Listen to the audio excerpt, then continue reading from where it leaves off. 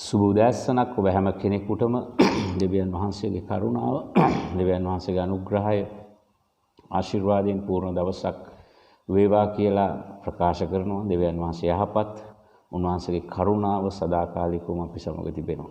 ඒ නිසා ඕනෑම අභියෝගයක් පීඩාවක් මැද්දේ උන්වහන්සේ අප සමග සිටින නිසා අපිට ශක්තිමත්ව ධෛර්යමත්ව ඉස්සරහට යන්න පුළුවන්. ඒ නිසා අද දවසේත් මම ඔබට දේව වචනයෙන් යමක් උගන්වන්න කැමතියි. ගිය සතියේ මම දේව කැමැත්ත ගැන කතා කරා.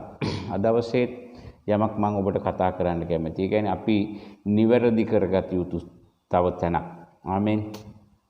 ක්‍රිස්තියානි අය මම දැකලා තියෙනවා ගොඩක් වෙලාවට ඔවුන් නිතරම කියනවා මම දෙවියන් වහන්සේ දෙස බලා සිටිනවා කියලා. ඇත්තටම බැලුමට මේක ඉතාමත් හොඳ දෙයක්. සහ දේව වචනේ තියෙනවා උන්වහන්සේ දෙස බලා සිටින්න කියලා. ඇත්තටම සමහර අය අවුරුදු ගණන් බලාගෙන සිටිනවා කිසිම වෙනසක්, පරිවර්තනයක්, ප්‍රතිඵලයක් නැහැ. ආමෙන්. එහෙනම් අපි මේකේ කොහේ හරි තැනක පොඩි වරදක් තියෙනවා කියලා මට හිතෙනවා. මම කැමතියි ඒක ඔබ සමග කතා කරන්න. ආමෙන්. අපි දෙවියන් වහන්සේගේ වචනේ යෙසායා 40 වෙනි පරිච්ඡේදයේ 31 වෙනි පදයේ ඔය දෙවියන් වහන්සේ දෙස බලා සිටීමේදී අපි ගොඩක්ම අපේ සෙනඟ පාවිච්චි කරන වචනයක් තමයි මේක. ආමෙන්. මම දෙවියන් වහන්සේ දෙස බලා සිටිනවා කියන එක. ආමෙන්. ඉතින් මම එතනින් ආරම්භ කරන්න කැමතියි හැඳින්වීමක් ලෙස සහ එතනින් පසු මම ඔබට කරුණු කීපයක් බෙදා ගන්න කැමතියි මේ මගේ සුද්ධාත්මයන් වහන්සේ මගේ හදවත තුල තිබූ පණිවිඩය තුල. ඉතින් අපි යෙසායා 40:31 මෙහෙම කියනවා. "නුඹ ස්වාමින් වහන්සේ ගැන බලා සිටින්නෝ තමුන්ගේ සවිය අලුත් කරගන්නෝය. ඔහු රාජාලීන් මෙන් පියඹා නගින්නෝය. ඔහු දුවන්නෝය. එහෙත් වෙහෙස නොවිති. ඔහු ඇවිදින්නෝය. එහෙත් ක්ලාන්ත නොවිති." ආමෙන්. මේක ඉතාමත් වැදගත් පදයක්. මගේ අද දවසේ මම ඔබට කතා කරන මාතෘකාවේ තේමාව තමයි දෙවියන් වහන්සේ ඔබ දෙස බලා සිටී. ඔබ දෙවියන් වහන්සේ දෙස බලා සිටිනවා. දෙවියන් වහන්සේ ඔබ දෙස බලා සිටිනවා. ආමෙන්. දෙවියන් වහන්සේ සමාවෙන්න ඔබ දෙවියන් වහන්සේ කරන තෙක් බලා සිටිනවා. දෙවියන් වහන්සේ ඔබ කරන තෙක් බලා සිටිනවා. ආමෙන්. අද මේ පණිවිඩය ඔබ හොඳින් තේරුම් ගන්න. ආමෙන්. මේක ඉතාමත් වැදගත් දෙයක්. ඔබ යාඥාවෙන් සුද්ධාත්මයන් වහන්සේට කියන්නේ මේ වෙලාවේ අද දවසේ මට කතා කරන්න. මට දේවල් හරි ගස්ස ගන්න උදව් කරන්න කියලා සුද්ධාත්මයන් වහන්සේගේ උපකාරය ඉල්ලන්න. ඉතින් අපි යමු පණිවිඩයට. මෙතන කියනවා "නුඹ ස්වාමින් වහන්සේ ගැන බලා සිටින්නෝ තමුන්ගේ සවිය අලුත් කරගන්නෝ. ඔහු රාජාලීන් මෙන් පියඹා නගින්නෝ. ඔහු දුවන්නෝ එහෙත් වෙහෙස නොවිති. ඔහු ඇවිදින්නෝ එහෙත් ක්ලාන්ත නොවිති." දැන් ගොඩක් අය මේක කියමින් මුකුත් නොකර බලාගෙන ඉන්නවා. ආමෙන්. ඇහුවොත් ඒගොල්ලෝ කියන එකම දේ ඒගොල්ලෝ යාඥා කරනවා කියනවා. ඒක ඉතාමත් වැදගත් දෙයක් යාඥා කරන එක. නමුත් මෙතන බලන්න ස්වාමීන් දෙස බලා සිටින්නෝ මොනවද කරන්නේ? ඔවුන් දවසින් දවස අලුත් වෙනවා. ඔවුන් දවසින් දවස ශක්තිමත් වෙනවා. ආමෙන්. ඔවුන් රාජාලීන් වගේ ඔවුන්ගේ ජීවිතේ ඉහළට පියඹලා යනවා. ඔවුන් දුවනවා. කිසි වෙහෙසක් නැහැ. ඔවුන් ඇවිදිනවා. කිසි ක්ලාන්තියක් නැහැ. හැබැයි බොහෝ කිතුණුවන් මේ පදය වැරදියට තේරුම් අරගෙන මුකුත් නොකර දෙවියන් වහන්සේ දෙස බලා සිටිනවා. ආමෙන්. ඔබ බලන්න දෙවියන් වහන්සේ දෙස බලා සිටිනවා කියන එකේ මේකේ අදහස උන්වහන්සේව විශ්වාස කරලා උන්වහන්සේ මත රඳා පැවතිලා වැඩ කරන්න කියන එකයි. ආමෙන්. නිකන් ඔහේ බලා සිටීමක් ගැන නෙමෙයි මේ කතා කරන්නේ. නිකන් ඔහේ බලා සිටීමක් ගැන නෙමෙයි. ඇත්තටම මම අද ඔබට කතා කරන්න යන්නේ දෙවියන් වහන්සේ බලා සිටිනවා ඔබ දේවල් තීරණය කර ක්‍රියාත්මක කරන තුරු. ඔබ බලා සිටිනවා දෙවියන් වහන්සේ සියල්ල ඔබට කර දෙන තුරු. මෙතන පොඩි ගැස්ටනයක් තියෙනවා. මෙතන තේරුම් ගැනීමේ ප්‍රශ්නයක් තියෙනවා. මේ පදේ වැරදියට තේරුම් ගන්න තියෙනවා. මෙතන කියන්නේ දෙවියන් වහන්සේව විශ්වාස කරන මිනිස්සු දෙවියන් වහන්සේව 100%ක් උන්වහන්සේ මත රඳා පවතින සෙනගගේ ස්වභාවය. හැබැයි වර්තමාන කිතුණුවෝ බොහෝතරයක් මුකුත් නොකර දෙවියන් වහන්සේ දෙස බලාගෙන ඉන්නවා. ස්වාමින් වහන්සේ මොනවා හරි කරයි. දෙවියන් වහන්සේ බලාගෙන ඉන්න ඔබ මොනවා හරි කරනකම්. ඔබ කරන දෙයට ආශිර්වාද කරන්න. ඒ වගේම මතක තියාගන්න යක්ෂයා බලාගෙන සිටිනවා ඔබ මොනවා හරි කරනකම්. ආමේන්. හලෙලූයා. දෙවියන් වහන්සේ බලාගෙන සිටිනවා උන්වහන්සේගේ කැමැත්ත සැලැස්ම තුල දේව වචනය තුල උන්වහන්සේගේ ඒ සිස්ටම් එක ඇතුලේ ඔබ යමක් කරනකම්. යක්ෂයා බලාගෙන ඉන්න ඔහුගේ සිස්ටම් එක ඇතුළට යමක් කරනකම්. ඔබ මේ දෙපැත්තෙන් මොනා කරත් ඔබ තීරණයක් අරන් වැඩ කරන්න ගත්තට පස්සේ මේ තැන් දෙකෙන් ඔබට අනුග්‍රහය එනවා. දෙවියන් වහන්සේගේ සැලැස්මෙන් නම් දෙවියන් වහන්සේගේ කරුණාව අනුග්‍රහය. නැත්තම් අනිත් පැත්ත. ජීවිතේ වගකීමෙන් ගත කරන්න ඕන. ඒ නිසා අද මම ඔබට කියන්නේ ඔබේ තීරණ ගැනයි. ඔබ තීරණ අරගෙන වැඩ කරන තුරු ස්වාමින් වහන්සේ බලා සිටිනවා. ආමේන්. අලුත් ගිවිසුමෙත් එහෙමයි. ඇත්තටම මට ඔබට කියන්න ඕනේ දෙවියන් වහන්සේ දැන් ඔබ උදෙසා කිසිවක් කරන්නේ නැත. උන්වහන්සේ සියල්ල කර අවසන්. ආමේන්. මම ඒක ඔබට පැහැදිලි කරන්නම්. එලිදරව් 3:20 කියනවා මේ කතාව. මෙහෙම එකක්. එලිදරව් 3 වෙනි පරිච්ඡේදයේ 20 වෙනි පදේ මම මේ හැඳින්වීමේ තාම ඉන්නේ. එලිදරව් 3:20 කියනවා යේසුස් වහන්සේ මෙන්න මම දොර ළඟ සිට තට්ටු කරමි. යමෙක් මාගේ හඬ අසා දොර ඇරියොත් ඔහු වෙතට ඇතුල්ව ඔහු සමග කෑම කන්නෙමි. ඔහුද මා සමග කන්නේය. උන්වහන්සේ කියනවා මෙන්න මම දොර ළඟ ඉඳ තට්ටු කරනවා. දැන් දෙවියන් වහන්සේ ක්‍රියා කරමින් සිටින්නේ. ආමේන්. දෙවියන් වහන්සේ ක්‍රියා කරමින් සිටින්නේ. දෙවියන් වහන්සේ ක්‍රියා කරලා ඉවරයි. ඒකත් මම ඔබට පෙන්නන්නම්. යමෙක් මාගේ හඬ අසා දොර ඇරියොත්. ඒ කියන්නේ ඔබ තීරණය කරොත් මේ හඬ අහලා යමක් කරන්න අනේ එතකොට තමයි ඔබ ප්‍රතිඵල ලබන්නේ. ඒකයි මට කියන්න ඕනේ. මම මේ එරිදරව් 3:20 සන්දර්භේ මම දන්නවා. නමුත් මම ඔබට යම අදාළ කිරීමක් කරන්න එතනින්. ඒ කියන්නේ දෙවියන් වහන්සේ ඔබට කතා කරමින් සිටිනවා, මඟ පෙන්වමින් සිටිනවා, ක්‍රියා කරමින් සිටිනවා. හැබැයි ඔබ තීරණයක් ගන්නෙ නැති තාක්කල් දෙවියන් වහන්සේ බලා සිටිනවා. ඒ සිස්ටම් එක ඔබ උදෙසා ක්‍රියාත්මක වෙන්න බලා සිටිනවා. ආමේන්. රයිට්. තව උදාහරණයක් මම ඔබට කියන්නම්. යෝබ් ගැන මේ සමාවෙන්න. නෝවා ගැන අපි බලමු. දවසක් නෝවාට දෙවියන් වහන්සේ කියනවා ජල ගැල්මක් එවන්න යනවා. ඒ නිසා ඔයා එක දෙයක් කරන්න ඕනේ. ඒ තමයි නැවක් හදන්න ඕනේ.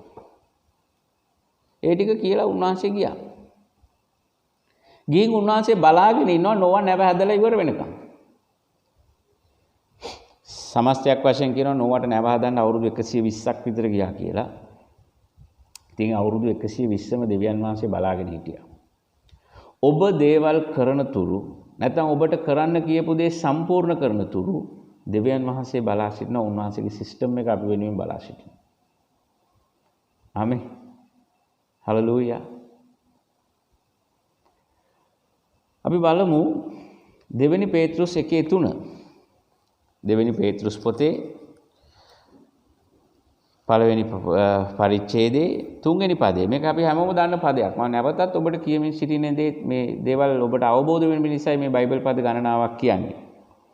2 පේත්‍රුස් 1:3 කියනවා මක් නිසාද තමන් වහන්සේගේ මහිමෙන් හා ගුණවන්තකමෙන් අප කැඳවාගත් තනන් වහන්සේ දැන ගැනීම කරන කොටගෙන උන්වහන්සේගේ දිව්‍ය බලයෙන් ජීවිතයටත් දේව භක්තියටත් අදාළ වූ සියලු දේ අපට දී තිබේ. යේසුස් ක්‍රිස්තුස් දෙවියන් වහන්සේ යේසුස් ක්‍රිස්තුස් වහන්සේව කුරුසේ පූජා වෙන්න සලස්වලා උන්වහන්සේව තැන්පත් කරලා පාතාලයේ පරාජය කරලා මලුන්ගෙන් නැගිටවලා සුද්ධාත්මයන් වහන්සේ වෙවලා සභාව ඇති කරලා හරිද මේ ආශිර්වාද ලබන්න අවශ්‍ය කරන සියලු ක්‍රමවේද සිස්ටම් ඔක්කොම උන්වහන්සේ කරලා ඉවරයි. ඔබ වෙනුවෙන් හෝ මම වෙනුවෙන් නැවත උන්වහන්සේ අමුතුවෙන් යමක් කරන්න දෙයක් නැහැ. උන්වහන්සේ කරලා ඉවරයි. ආමේන්. උන්වහන්සේ ඇත්තටම කරේ මිනිස්සුන්ට ගැලවීම ලබන්න, මිනිස්සු ආශිර්වාද ලබන්න, සඵලත්වය ලබන්න සිස්ටම් එකක් හදලා දුන්නා. දැන් අපි යේසුස් වහන්සේව පිළිගැනීම ඇතුලේ උන්වහන්සේගේ රාජ්‍යයට උන්වහන්සේගේ සිස්ටම් එකට ඇතුල් වුණා. දැන් අපි මේ සිස්ටම් එක ඇතුලේ වැඩ කරගෙන යන්න ඕනේ. ආමේන්. දෙවියන් වහන්සේගේ කැමැත්ත සැලැස්මද මේවා ඔක්කොමත් එක්ක අපි වැඩ කරගෙන යන්න ඕනේ. ඒ වැඩ කරගෙන යනකොටයි අපි අර සිස්ටම් එකේ තිබෙන ආශිර්වාද, සඵලත්වයේ සුවය, නිරෝගීකම, මහිමය, අනුග්‍රහය මේ සියල්ල ලබන්නේ. ආමේන්. නැවත උන්වහන්සේ අපි වෙනුවෙන් මොකුත් කරන්න යන්නේ නැහැ. කරන්න දෙයක්වත් නැහැ. සියල්ල කරලා ඉවරයි. දැන් අපි තමයි කරන්න ඕනේ. ඔබයි මමයි තමයි දැන් වැඩ කරන්න ඕනේ. ඔබයි මමයි තමයි දැන් තීරණ ගන්න ඕනේ. හලෙලූයා. මම හිතනවා ඔබට පැහැදිලි ඇති කියලා. මම තව එක බයිබල් පදයක් ඔබට පෙන්නන්නම්. මේ ඔක්කොම කියන්නේ ඔබට යමක් අවබෝධ කරගන්න. යෝබ් පොතේ 22 වෙනි පරිච්ඡේදයේ 28 වෙනි පදය. යෝබ් පොතේ 22 28. නුඹ කාරණයක් නියම කරගත් කල්ලි ඒක නුඹට ස්ථීර වන්නේය. නුඹේ මාර්ග කෙරෙහිද එළිය බැබලෙන්නේය. අපි යමක් තීරණය කරගත්තාම ස්ථීර කරගත්තාම නැත්නම් නියම කරගත්තාම ඒක අපිට ස්ථීර වෙනවා. ආමේන්. අනේ ඒකට නුඹේ මාර්ග කෙරෙහිද එළිය බැබලෙන්නේය. මං කියන්නේ එළිය තැන් දෙකකින් දෙන්න පුළුවන්. එකක් ව්‍යාජ එළියක්, එකක් සැබෑ එළියක්. යක්ෂයා ව්‍යාජ එළියක් ගේනවා. යේසුස් වහන්සේ සැබෑ ආලෝකය ගේනවා අපේ ජීවිත මත. ඒකට අපි දෙවියන් වහන්සේගේ කැමැත්තට සැලැස්මට එකඟව දේවල් තේරුම් අරන් තීරණය කරලා තෝරාගෙන ක්‍රියාත්මක කරනකොට අන්න අපේ ජීවිත මත දෙවියන් වහන්සේගේ එළිය ආලෝකය මඟ පෙන්වීම අපිට එනවා. සඵලත්වයේ ආශිර්වාදයේ සුවයේ නිරෝගීකම අපිට එනවා. ආමේන්. ඔබේ තීරණ තමයි ඔබේ දෛවය තීරණය කරන්නේ. දෙවියන් වහන්සේ ඔබ වෙනුවෙන් සියල්ල කර අවසන්. මං වෙනුවෙන් සියල්ල කර අවසන්. දැන් අපි ඒක සොයන්න ඕනේ. අපි ඒකට කැප වෙන්න ඕනේ. අපි තීරණයක් ගන්න ඕනේ. ඔබ ගන්න තීරණයක් නොගෙන කිසිවක් සිද්ධ වෙන්නේ නැහැ. හොඳට මතක තියාගන්න. තීරණයක් නොගෙන කිසිවක් සිද්ධ වෙන්නේ නැහැ. හැම දෙයකම ආරම්භය ඔබ යම් කිසි තීරණයක් ගන්න ඕනේ. දෙවියන් වහන්සේ බලාගෙන සිටිනවා ඔබ නිවැරදි දේවල් උන්වහන්සේගේ සැලැස්ම කැමැත්ත තේරුම් අරගෙන දේවල් තීරණය කරන තාක්කල්. පළමුව ඔබ තීරණයකට එන්න අවශ්‍යයි. දැන් ඔබ දෙවියන් වහන්සේ දිහා බලන් ඉඳලා තේරුමක් නැහැ. ආමෙන්. අලුත් ගිවිසුමේ අපිව කැඳෙවි උන්වහන්සේ දිහා බලන් ඉන්න නෙමෙයි. උන්වහන්සේව අනුගමනය කරන්න. ඒ ශ්වාසකව මා අනුව එන්න. ආමෙන්. උන්වහන්සේව අනුගමනය කරන්න. ඒ කියන්නේ නොකඩවා කරන ක්‍රියාවලියකට අපිව කැඳවලා තියෙන්නේ. දැන් කිතුනෝ මොන යාඥාවක් හරි මොනවා හරි පොඩි නේ දේවල් ටිකක් කරලා ඒගොල්ලෝ හිතනවා දැන් ඔක්කොම වෙන්න ඕනේ. එහෙම වෙන්නේ නැහැ ප්‍රේමවන්ත සහෝදරයා සහෝදරිය. ඔබ තීරණ ගන්න ඕනේ. තීරණ අරන් ඒවා ක්‍රියාත්මක කරන්න ඕනේ. අන්න එතකොටයි දෙවියන් වහන්සේගේ අනුග්‍රහය, ආලෝකයේ එළිය, සඵලත්වයේ සැපීම සියල්ල ඔබේ ජීවිතේ මත එන්නේ, මගේ ජීවිතේ මත එන්නේ. මම මුකුත් නොකර සිටිනවා නම් දෙවියන් වහන්සේ මට සියල්ල කරයි කියලා දැනටමත් උන්වහන්සේ සියල්ල කර අවසానයි. උන්වහන්සේට 아무තුවෙන් කරන්න කිසි දෙයක් නැහැ. ආමේන්. උන්වහන්සේ විශ්‍රාමයෙන් ඉන්නවා. සුද්ධාත්මයන් වහන්සේ අපිට දීලා තිබෙනවා මේ පොළොවේ උන්වහන්සේ සමග තීරණ අරගෙන ඉස්සරහට යන්න. ඔබ කළ යුතු දේවල්. ආමේන්. ඔබ කළ යුතු කරුණු කීපයක් මම ඔබ සමග දෙවියන් වහන්සේ බලාගෙන ඉන්න ඔබ මේ දේවල් කරනකම්. පළවෙනි කාරණාව. එපීස 5 වෙනි පරිච්ඡේදයේ 15 ඉඳන් 17ට. එපීස 5 වෙනි පරිච්ඡේදයේ 15 ඉඳන් 17ට. ඒ නිසා නුඹලා ඥානිය නැත්තන් මෙන්නෝ ඥානවන්තයන් මෙන් ප්‍රවේශමෙන් හැසිරෙන්න බලාගෙන දවස් නපුරු බැවින් ප්‍රස්තාව අල්ලා ගන්න. මේ නිසා නුඹලා අනුවණයෝ නොවි ස්වාමින් වහන්සේගේ කැමැත්ත කිමෙද්ද කියා තේරුම් ගන්න. මම ගිය සතියේත් ඔබට කතා කරා මේ පදෙම. පළවෙනියට උන්වහන්සේ බලාගෙන ඉන්නවා අපි දේවල් තේරුම් ගන්නකම්. ආමේන්. අපි හිතනවා තාම දෙවියන් වහන්සේට අපිව තේරිලා නැහැ කියලා. නෑ. දෙවියන් වහන්සේ බලාගෙන සිටිනවා උන්වහන්සේගේ කැමැත්ත, සැලැස්ම, උන්වහන්සේගේ ක්‍රමවේදයන්, දේව වචනය අපි තේරුම් ගන්නකම්. මොකද අපි හරි දේ තේරුම් ගන්නේ නැති තාක්කල් අපිට හරි දේවල් තීරණය කරන්න බෑ. පළවෙනියට උන්වහන්සේ බලා සිටින ඔබ දෙස ඔබ දේවල් තේරුම් ගන්න. ඒක සුද්ධාත්මයන්න් වහන්සේ අපිට දෙන කොටසක්. ඒ කියන්නේ තේරුම් ගැනීම. අද ජීවිතයේ සියලු ප්‍රශ්න තියෙන එකිනෙකාව අපිට තේරුම් ගන්න බැරි නිසායි. අනිත් අයව තේරුම් ගන්න බැරි නිසායි. අපිව තේරුම් ගන්න බැරි නිසායි. ආමේන්. හැම තැනම ප්‍රශ්න. රටක වේවා හැම තැනකම ප්‍රශ්න තියෙන තේරුම් ගැනීමක් නැහැ. මොකද්ද සත්‍ය, මොකද්ද අවබෝධය, මොකද්ද දෙවියන් වහන්සේගේ කැමැත්ත කියන එක තේරෙන්නේ නැහැ මිනිසුන්ට. ඒ නිසා ඔබ ඉස්සෙල්ලා තීරණයක් ගන්න ඕනේ මම මේ තේරුම් ගැනීමකට එනවා කියන එක. මම සමස්තයක් ලෙස ඔබට කියන ඔබ මොන දේ කරන්නත් ඔබ තීරණ ගන්න අවශ්‍යයි. හැබැයි මම ඔබට කියන්නේ නිවැරදි තීරණයක් අරන් දෙවියන් වහන්සේත් එක්ක යන පිණිස ඔබ පළමුව කරන්න ඕන දේ තමයි තේරුම් ගැනීමක් අවශ්‍යයි දේව කැමැත්ත ගැන. දෙවියන් වහන්සේගේ සැලැස්ම ගැන, දෙවියන් වහන්සේගේ වචනය ගැන. ඇත්තටම මේ තේරුම් ගැනීම ඇවිල්ලා ප්‍රඥාවක්. මේක එන්නේ දෙවියන් වහන්සේගේ වචනයෙන්. මේක ගේන්නේ සුද්ධාත්මයන්න් වහන්සේ. ඒකයි ඔබ දේව වචනයේ සමග සුද්ධාත්මයන්න් වහන්සේ සමග ඒ සහභාගීකම ඒ කාලය ගත කරන්න ඕන. වචනය කියන්නේ යේසුස් වහන්සේ. මම ඔබට කතා කරනදී මම විශ්වාස කරන ඔබට තේරෙනවා ඇති කියලා. ඔබ දේව කැමැත්ත තේරුම් ගන්නකම් උන්වහන්සේ බලා සිටිනවා. මොකද ඔබ ඒක තේරුම් ගන්නේ නැති තාක් කල් ඔබට ඒකේ දැන් දේව කැමැත්ත ඇතුළේනේ අපේ ජීවිතය සැලසුම් කරලා තිබෙන්නේ. අපි ඒකම තේරුම් ගන්න නැත්නම් කොහොමද අපි දෙවියන් වහන්සේගේ දේවල් ලබන්නේ? ආමෙන්. ඔබ කිසි කෙනෙක්ව විනිශ්චය කරනවා නෙමෙයි. කිසි කෙනෙක්ව පල්ලෙහාට හෙලනවා නෙමෙයි. මේක ඔබටත් මටත් කරන්න පුළුවන් දෙයක්.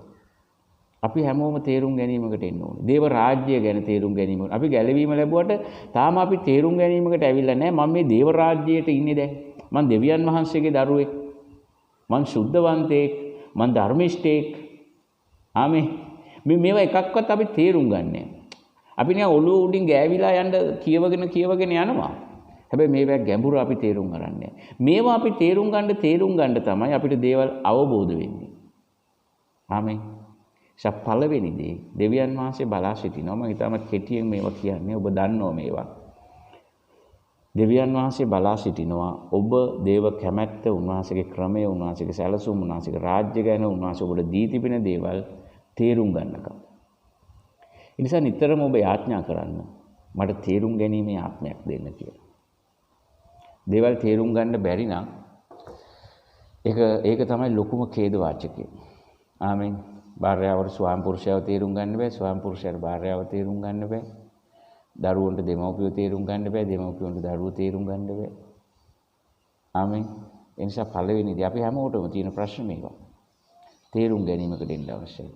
මේ දෙවියන් වහන්සේ නිකන් ගෙවල් ඇතුලේ අපි නිකන් ඔය මේ ලොක්ඩවුන් එකක් ගැන නෙමෙයි රස්සාවක් නොකර මුකුත් නොකර ජීවත් වෙන්න බෑ කියන එක ඔබ තේරුම් ගන්න ඕනේ. ආමෙන්. ඒක තේරුම් ගත්ත දවසට ඔබ මොකකට හරි තීරණයක් ගන්නවා මම මේ අන්න එතකොට දෙවියන් වහන්සේගේ අනුග්‍රහය ආශිර්වාදය ඔබේ ජීවිතය මත නිදහස් වෙනවා. අන්න එතකොට සඵලත්වය ඔබ ලබන්න යනවා. හලලූයා. පළවෙනි දේ ඔබ තේරුම් ගන්න අවශ්‍යයි. දෙවෙනි දේ උන්වහන්සේ බලා සිටිනවා අපි උන්වහන්සේට යටත් වෙනතුරු.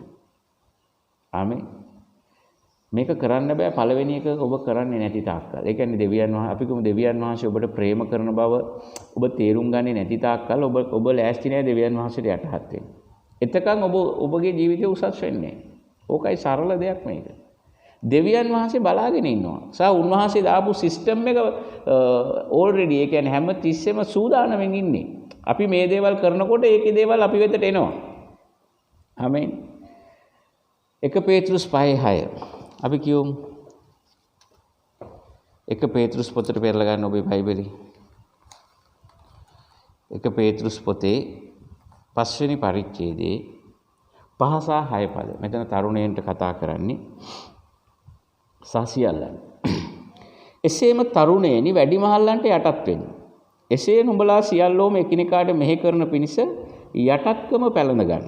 මක්නිසාද දෙවියන් වහන්සේ උඩඟු අයට විරුද්ධව සිට යටහතුන්ට කරුණාව නැත්නම් අනුග්‍රහය දෙනසේක.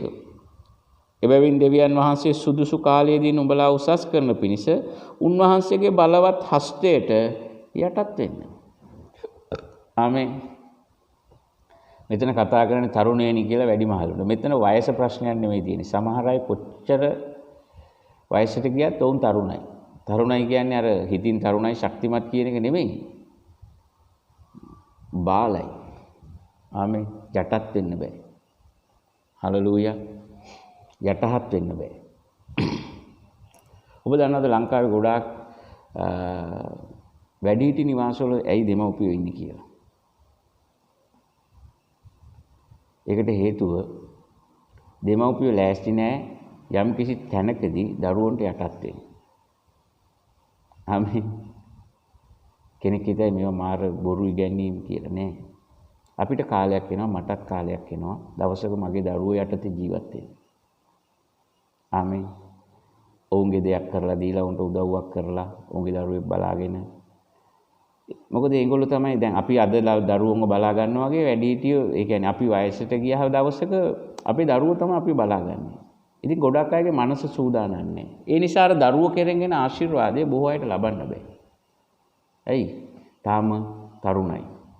තාම යටහත් වෙන්න සූදානම්. මෙතන කියනවා දෙවියන් වහන්සේ සුදුසු කාලයේදී නුඹලාව උසස් කරන පිණිස උන්වහන්සේගේ බලවත් හස්තයට යටත්. මම මේ සමස්තයක් ලෙස කිව්ව ලංකාවේ ගොඩාක් තියෙන ප්‍රශ්නයන්නේ දෙමව්පියෝ කියන චෝදනාව දරුවෝ සලකන්නේ නැහැ කියලා. ඔබ හොඳට හොයලා බලන්න. හැම තැනකටම ගියාම අපි කියමු මේ ගෙදර අම්මා හරි ලෑස්ති නැහැ ඒ පුතාගේ භාර්යාවට ඒ පවුලේ එතන ඉඳන් මේ නායකත්වයේ දීලා යටහත්ව වැඩ කරගෙන යන්න කැමති නැහැ. ඕකනේ මේක ප්‍රශ්නේ. නැත්තම් නේ දවසක අපි හැමෝටම මේක සිද්ධ වෙනවා. අපි මේ සිස්ටම් තේරුම් ගත්තේ නැත්නම් මගේ පළවෙනි එක තේරුම් ගත්තේ නැති තාක්කල් යටහත් වෙන්න බෑ. පස්සේ ගොඩක් වෙලාවට අපි දකිනවා මේ වැඩිහිටි නිවාස හරවා මේවල් අනාථ නිවාස වල පාරේ දාලා ගියා. මම කියන්නේ හැම තැනකම මේක වෙන්නේ කියලා. නමුත් සමස්තයක් ලෙස මම අත්දැක තිබෙන දේ මම ඔබට කියන්නේ. ඔබ තේරුම් ගන්න ඕනේ මේවා. ආමෙන්. ඔබ කිතුණු මවක් නම් පියෙක් නම් ඔබ තේරුම් ගන්න දවසක ඔබට ඔබේ දරුවෝ යට තින්න වෙනවා. අද ඔබ නේ අද මගේ දරුවෝ මම අරන් දෙන එකක් තමයි අඳින්නේ. මම ගෙනත් දෙන දෙයක් තමයි ඒගොල්ලෝ ඉල්ලන දෙයක් මම නොදී ඉන්නව නෙමෙයි. දවසක ඕකම අපිට සිද්ධ වෙනවා. ඒගොල්ලෝ අරන් දෙන දෙයක් ඒගොල්ලෝ විල දෙන දෙයක් කාලා බීලා ඒගොල්ලෝගේ දෙයක් කරගෙන ඉස්සරහට යන්න. ඉතින් ඕක මහ දෙයක් නෙමෙයි. හැබැයි හැමතිස්සෙම කියන්නේ මොකද්ද? බොහෝ තැන්වල මම දන්නේ සුද්ධාත්මයන් වහන්සේ මට මේක පොළඹවන ඔබට මේ විකාශය හරහා ගෙන යන්න කියලා. ඔබ මේක තේරුම් ගන්න. යටහත් වෙන්න. දෙවියන් වහන්සේ බලාගෙන සිටනවා උන්වහන්සේගේ බලවත් හස්තයට යන. දෙවියන් වහන්සේට යටත් වෙනවා කියලා අපිට දෙයියෝ නෑ පේන්නේ. යටත් වෙන්න තියෙන හැමතිස්සෙම පොළවේ තියා තබා තිබෙන ඒ ස්වාමිකම් වලට. ආමෙන්. ඔබ සභාවට ගියොත් සභාවේ පාලකවරයාට ඔබ යටත් වෙන්න. එතකොට ඒ සභාවෙන් ඔබට ආශිර්වාද ලබන්න පුළුවන්. ඔබ රැකියාවට ගියොත් ඒ රැකියාව ස්ථානයේ ඉන්න ප්‍රධානියට ඔබ යටත් වෙන්න. එතකොට එතනින් ඔබට අනුග්‍රහයක් ලබන්න පුළුවන්. දෙවියන්. ඉතින් ඔබ යටත් වෙන්නේ නැහැ ඉන්න කිසි තැනක යන කිසි තැනක ඔබ යටත් වෙන්නේ නැතුව ඔබ කොහොමද දෙවියන් වහන්සේගේ උසස්කම භුක්ති විඳින්නේ? දෙවියන් වහන්සේ බලා සිටිනවා ඔබ යටත් වෙන තුරු. ආමෙන්. ඔබ බලා සිටිනවා අනිත් ඔක්කොම ඔබට යටත් කරලා දෙනකම්. දෙයියොන්ට යාඥා කරන මේ දරුවෝන් අය අරගොල්ලෝ මේගොල්ලෝ ඔක්කොම අපිට යටත් කරලා දෙන්න. එහෙම එකක් නැහැ. ආමේ. එහෙම එකක් නැහැ. දෙවියන් වහන්සේ බලා සිටිනවා. ඔබ දේවල් තේරුම් ගන්නකම්. විශේෂයෙන් දේව කැමැත්ත. දේව සැලැස්ම. දේව වචනය. සුද්ධාත්මයන්න් වහන්සේ. ඔබේ ස්වභාවය ඔබ නව ගිවිසුමේ කිතුණුවෙක් ලෙස ඔබේ ධර්මිෂ්ඨකම ඔබේ ආශිර්වාදය ඔබ කවුද කියන එක තේරුම් ගන්නකම් උන්වහන්සේ බලා සිටිනවා. නැවත උන්වහන්සේ බලා සිටිනවා. ඔබ තේරුම් අරගැනීමෙන් පසු තමයි යටත් වෙන්න පුළුවන්. තේරුම් ගන්න නැති තාක්කල් යටත් වෙන්න බෑ. ඊට පස්සේ යටත් වෙනකම්. ආමෙන්. මිනිස්සු ආණ්ඩුවකට අපි යටත් වෙන්න ඕනේ. යටත් වෙන්න කියන්නේ ඔක්කොම කරන වැරදි වලට එන්නේ. ඒක දෙවියන් වහන්සේ අපිට ඉඩ දීලා තියෙන උන්වහන්සේට කියන්නේ ආණ්ඩුවක් අඩුපාඩු නම් වැරදි නම් අපිට ඒක ගැන දෙවියන් වහන්සේට යාඥා කරන්න පුළුවන්. ආමෙන්. ඒක ගැන නෙවෙයි. හැබැයි සමස්තයක් ලෙස. දැන් කොවිඩ් එකේ මේ වසංගතයේ වෙලාවේ අපි යටත් වෙන්න ඕනේ. එච්චරයි. මම දෙයියෝ අදහනවා මට මාස් ඕනේ නැහැ. මම මේවා එකක්වත් පිළිගන්නේ නැහැ. මේ එකක්වත් මේ ස්වභාවික නීති මට නෑ. ඔබ ඒක දෙවියන් වහන්සේගේ ක්‍රමේ නෙමෙයි. ඇයි ඔබට තේරෙන්නේ නැත්තේ? ආමෙන්. හරි. ඔබ යටත් වෙන්න. දෙවියන් වහන්සේ බලාගෙන ඉන්න උන්වහන්සේ තැබූ මුලාදෑනි කම් වලට ඔබ යටත් වෙනකම්. භාර්යාව ස්වාම පුරුෂයාට යටත් වෙන්න ඕනේ. ආමෙන්. හැම තැනකම ස්වාමිකමක් තියෙනවා. යක්ෂයාගේ ක්‍රමය තමයි ස්වාමිකමට එරෙහිව යාම. ඔබ ස්වාමිකමට එරෙහිව යන ආධිපත්‍යයට එරෙහිව යන හැම වෙලාවෙම ඔබ කරන්නේ යක්ෂයාගේදී. ඔබ විනිශ්චය කරනවා නේ ඔබ දැනුවත් කරනවා. ඔබ මේක තේරුම් ගන්න. දෙවියන් වහන්සේ බලා සිටිනවා ඔබ යටත් වෙනකම්. තව එකක් බලමු අපි. හේබ්‍රේව පොතේ හේබ්‍රේව 11:24 ඉඳන් 26ට අපි ඉක්මනින් කියවමු. හේබ්‍රේව 11:24 ඉඳන් 26ට. මෝසෙස් වැඩුණායින් පසු පාරාවෝගේ දුවගේ පුත්‍රයාය කියනු ලැබීම ඇදහිීමෙන් එපා කර. විපාකයේ දෙස බැලූ බැවින් මිශ්‍රයේ වස්තු වලට වඩා ක්‍රිස්තුස් වහන්සේගේ නින්දාව මහා සම්පතක් යයි සිතා. කලකට පාපයේ සැප භුක්ති විඳීමට වඩා දෙවියන් වහන්සේගේ සෙනග සමග දුක් විඳීම තෝරාගත්තේ. ආමේන්. දෙවියන් වහන්සේ බලා සිටිනවා ඊළඟ කාරණාව තමයි ඔබ ඇදහිල්ලෙන් දේවල් තෝරගන්න තුරු ක්‍රියා කරන තුරු. දැන් මේ මෝසෙස් ගැන කියන්නේ ඔහු වැඩුණාට පස්සේ ඔහුගේ දෙමව්පියෝ ඒ තිබුණු යුගයේ ඔහුව සංගවගෙන කොහොම හරි නයිල් ගඟේ පා කරලා ඇරලා පාරාවෝගේ දියණියට ඔහු මුණ ගැහිලා ඔහු හැදී වැඩුණේ පාරාවෝගේ නිවසේ පාරාවෝගේ දියණියගේ පුත්‍රයා ලෙස රජ පෙළපතක් ඇතුලේ ඔහු හැදී වැඩුණේ. නමුත් ඔහු යම් තැනකට ආවහම ඔහු දැනගත්තා ඔහු කවුද කියලා. ඔහු තේරුම් ගත්තා ඔහු කවුද කියලා. ඔහු තීරණය කරා ඒ තේරුම් ගැනීමට යටහත් වෙන්න. ආමේන්. ඔහු ඒ තේරුම් ගැනීමට යටහත් වෙන්න තීරණය කරපු නිසා මොනවද කියන්නේ විපාකයේ දෙස බැලූ බැවින් මිසරයේ වස්තු වලට වඩා ක්‍රිස්තුස් වහන්සේ සමග නින්දාව මහත් සම්පතක් යයි සිතා. කලකට පාපයේ සැප භුක්ති විඳීමට වඩා දෙවියන් වහන්සේගේ සෙනග සමග දුක් විඳීම තෝරාගත්තේ. සමහරලාට දේව කැමැත්ත අපි සමහර වේදනාත්මක දේවල් තෝරගන්න එක. අද අපි දඟලන්නේ අපි කැමති දේ කරගන්න. ආමේන්. සමහර වෙලාවට දේව කැමැත්ත ඇදහිල්ලෙන් අපි අපිට අලාභ දේ තෝරා ගැනීම. සමහර වෙලාවට දෙවියන් වහන්සේ මේකට ඇදහිල්ලක් ඕනේ. ඇදහිල්ලෙන් අපි තේරුම් ගත්තා තේරුම් ගැනීමට අපි යටහත් වුණා කියන්නේ ඇදහිල්ලෙන් යම් ක්‍රියාවක් අපි කරන්න ඕනේ. අද බොහෝ අය මේවා තේරුම් ගන්නෑ. ආමේන්. ඔබට අලාභදී ඔබට තෝරගන්න වෙනවා දෙවියන් වහන්සේ උදෙසා. ඔබට වේදනාත්මක දේ ඔබට තෝරගන්න වෙනවා. දේව කැමැත්ත ඔබ තේරුම් ගත දවසට. ඔබ යටහත් වෙච්ච දවසට. ඔබ තාම උත්සාහ කරන්නේ යටහත් වෙන්නේ නැතුව දේව කැමැත්ත නැතුව ඔබගේ කැමැත්ත ඔබේ සැලසුම් ක්‍රියාත්මක කරන්න. ඒකට උදව් කරන්නේ සාතන්. සුද්ධාත්මයන් වහන්සේ නෙමෙයි. හැබැයි ඔබ දේව කැමැත්ත තේරුම් අරන් දෙවියන් වහන්සේට යටහත් වෙන්න තීරණය කළ ඇදහිල්ලෙන් යම් දේවල් ක්‍රියාත්මක කරනකොට දෙවියන් වහන්සේගේ අනුග්‍රහය ඔබේ ජීවිතය වෙත බැසෙනවා. ඔබේ ජීවිතය මත දෙවියන් වහන්සේගේ අනුග්‍රහය ක්‍රියාත්මක වෙන්න පටන් ගන්නවා. ඔබ උසස් වෙනවා. ඔබ සඵලවත් වෙනවා. සමහර කාලයන් යයි ඔබ යම් වේදනාත්මක තලයන් තුලින්. මොකද දෙවියන් වහන්සේ බොහෝ දේවල් සෝදිසි කරනවා. ආමේන්. අපේ ජීවිතත් අපි මේ ගමන් කරන්නේ සෝදිසි කිරීමේ කාලයක් ඇතුලේ. අපේ සභාව අපි ගමන් කරන්නේ සෝදිසි කිරීමේ කාලයක් ඇතුලේ. රත්තරන් ගින්නෙන් තමයි එළියට එන්නේ. ඒ වගේම හොඳ කිතුණු හොඳ සභාවන් ඉදිරියට එන්නේ මේ අභියෝගාත්මක කාලයන් ඇතුලේ. ඔබ මේක තේරුම් ගන්න අවශ්‍යයි. උන්වහන්සේ බලා සිටින ඔබ දේවල් තේරුම් ගන්නකම් ඔබ යටහත් වෙනකම් ඇදහිල්ලෙන් ඔබ දේවල් තෝරා ගන්නකම් ඇදහිල්ලෙන් තෝරා ගන්නකම් ඒ කියන්නේ උන්වහන්සේව විශ්වාස කරලා තෝරා ගන්නකම් මේ ලෝකේ ක්‍රමවේදයන් මේ ලෝකේ සිස්ටම් විශ්වාස කරලා තෝරා ගැනීමක් ගැන නෙමෙයි. ආමේන්. උන්වහන්සේ බලා සිටිනවා. තවදුරටත් ඔබ උන්වහන්සේ දෙස බලා නොසිට ඔබ තීරණයක් ගන්න. දේවල් තේරුම් අරන් යටහත්ව ඇදහිල්ලෙන් ක්‍රියාත්මක වෙන්න. ඔබ යමක් ආරම්භ නොකර දෙවියන් වහන්සේ කොහෙටද ආශිර්වාද කරන්නේ? සමහරට ඒක ව්‍යාපාරයක්, සමහරට ඒක අලුත් රැකියාවක්, නිවසක් මොන දේ වුණත් ඔබ ආරම්භ කරන්න අවශ්‍යයි. ඔබ ආරම්භ නොකරපු දෙයකට දෙවියන් වහන්සේට ආශිර්වාද කළ නොහැකි. ඔබ දෙවියෝ දිහා බලාගෙන ඉඳ තේරුමක් නැත. දෙවියෝ සියල්ල කර අවසන්. දෙවියෝ දිහා බලා සිටනවා කියන ඒ පදේ අදහස උන්වහන්සේ මත රඳා පැවතිලා වැඩ කරනවා. ඒක කියනවා ඔහු රාජාලි වගේ. ඔහු වෙහෙස නැහැ. මහ සුපිරිසෙනක. නමුත් අද බොහෝ කිතුණු දෙවියන් වහන්සේ මොනවා හරි කරයි කියලා නිකන් ඉන්නවා. එකිනෙකාට ආණ්ඩුවට බැන නිකන් ඉන්නවා. තමන්ගේ කාට හරි බයිනවා. මේ ඔබ තේරුම් ගන්න. නිසා ඔබේ ජීවිතයේ ඒ අනුග්‍රහය එන පිණිස ඔබ මේ දේවල් තේරුම් ගන්න. මම ඊටමත් කෙටියෙන් මේ පණිවිඩය ඔබට කිව්වා. මම ඔබ දිහා යාඥා කරන්නේ. ස්වාමීනි මේ පණිවිඩය ඇසු සියලු දෙනා ඔබට බාරයි. ඔවුන්ගේ ආත්මික ඇස් පැහැදේවා කියලා යාඥා කරනවා. යේසුස් වහන්සේගේ නාමයෙන්. ආමේන්. ඔබ හැමෝටම යේසු පිටයි.